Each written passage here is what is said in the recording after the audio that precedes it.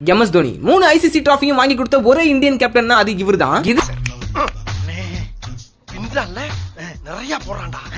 இதனாலேயே one of the greatest captain in cricket ஹிஸ்டரின்னு எல்லாராலையும் சொல்லப்படுறாரு. இருந்தாலுமே சில கிரிக்கெட் லெஜெண்ட்ஸ் இவர் மேல முரண்பாடுகளை வச்சுட்டு தான் இருந்திருக்காங்க. அதுக்கான ஒன் ஆஃப் தி ரீசனே தோனியோட சில டிசிஷன் சில லெஜெண்டரி கிரிக்கெட்டர்ஸோட கரியரையே முடிச்சு விட்டுருக்கு. தம்பி காமெடி வேண்டாம், நான் சொல்லிட்டேன். நானு MS தோனி மேல கிரிட்டிக்ஸ் வச்சவங்க யாரு, எதனால அந்த முரண்பாடுகள்ன்றத இந்த வீடியோல நம்ம பார்க்கலாம்.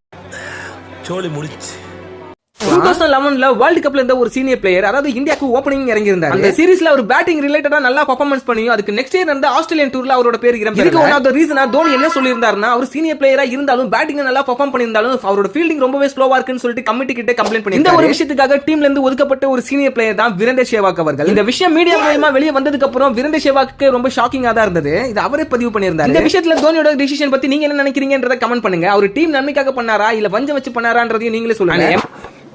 What? Bro, what are you talking about, man?